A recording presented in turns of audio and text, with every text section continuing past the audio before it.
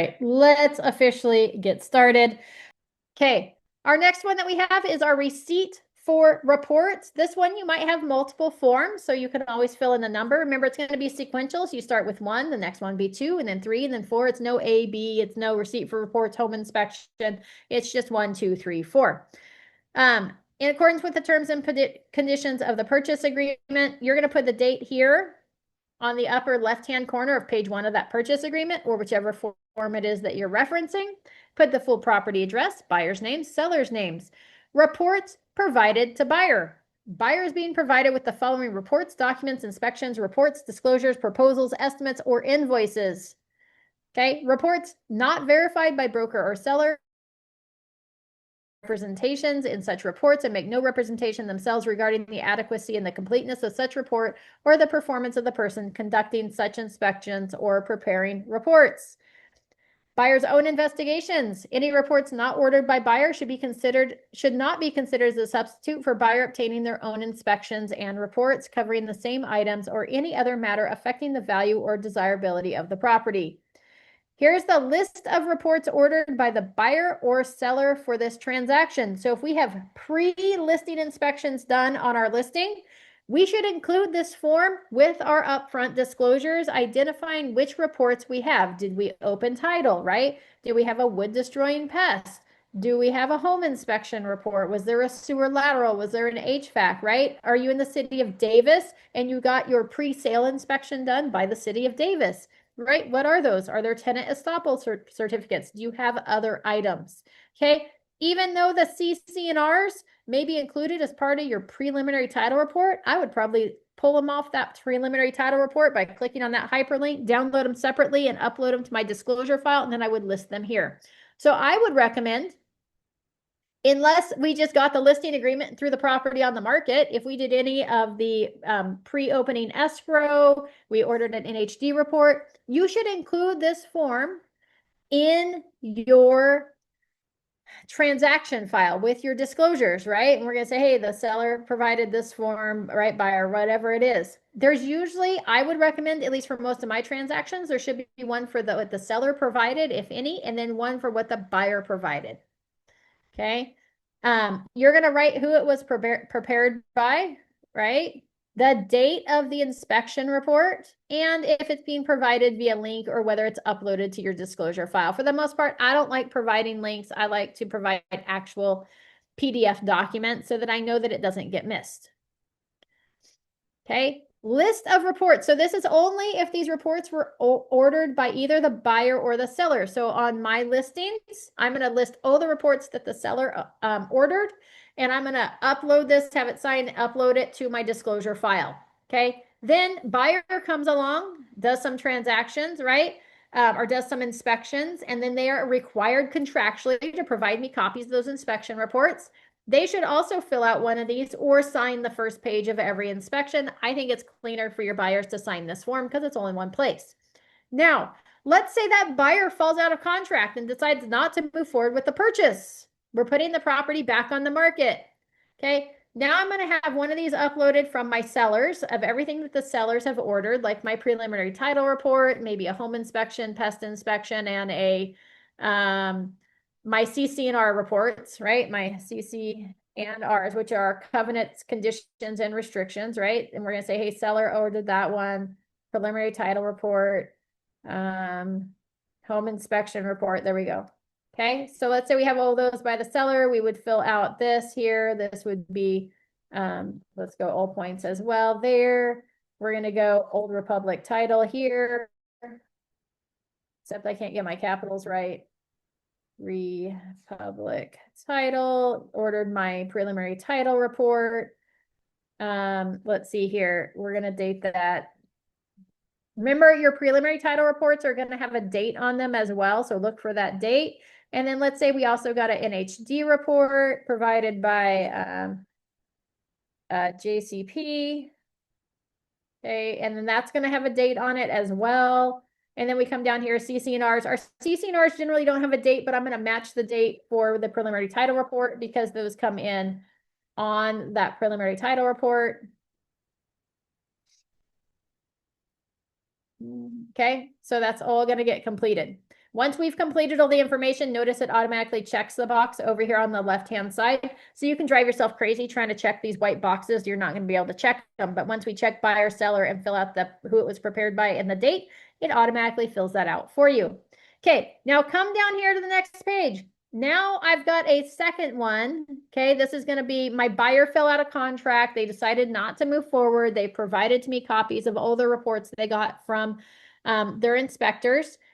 Down here is where we're going to disclose these. So this might be on receipt for reports number 2, right? Number 1 is the ones that the seller ordered. Number 2 would be ones that I got from a previous transaction.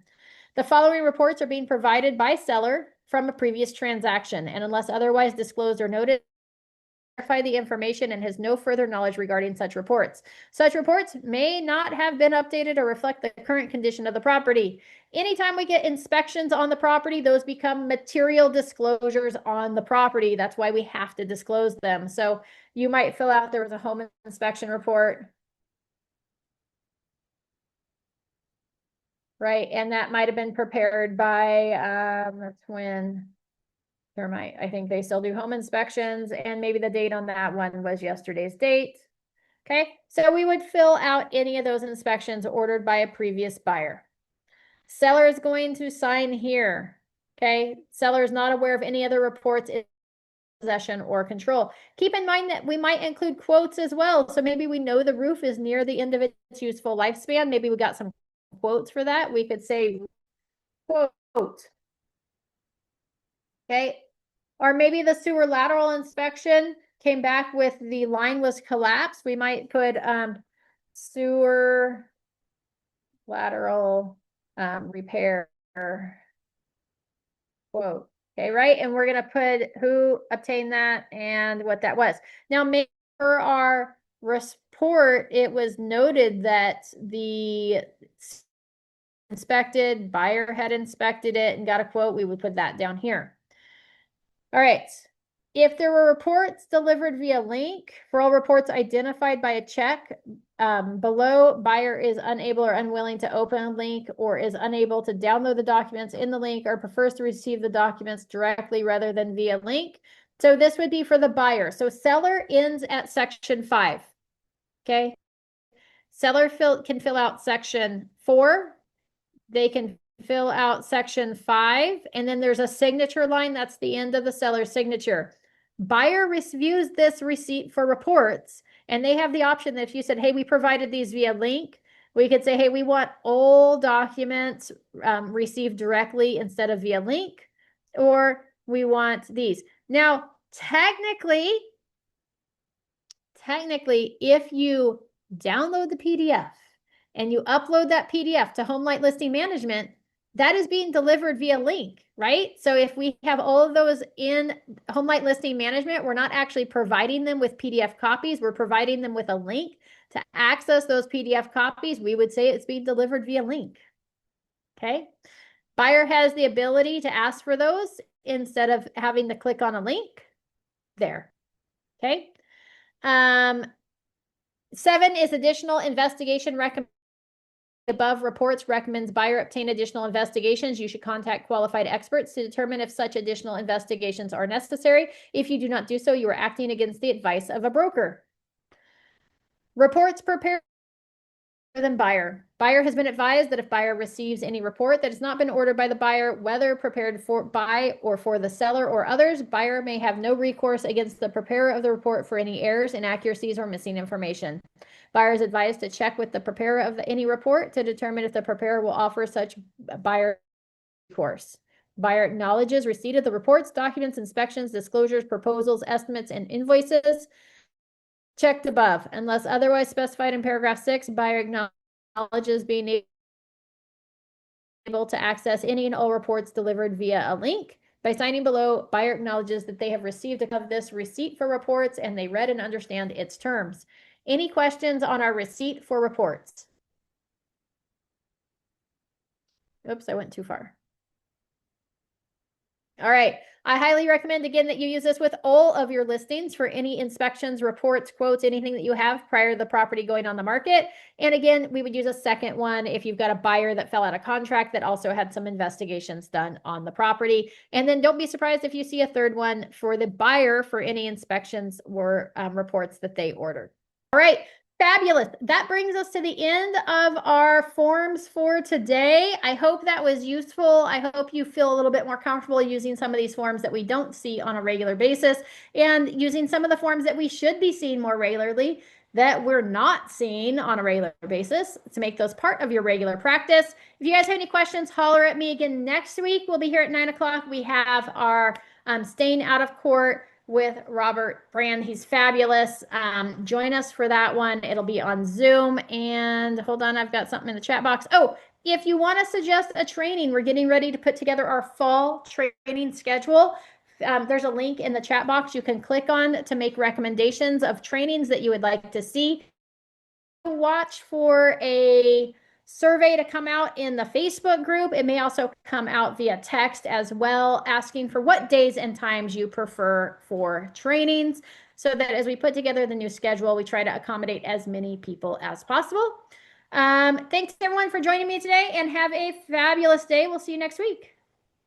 Thank you. Yeah, absolutely.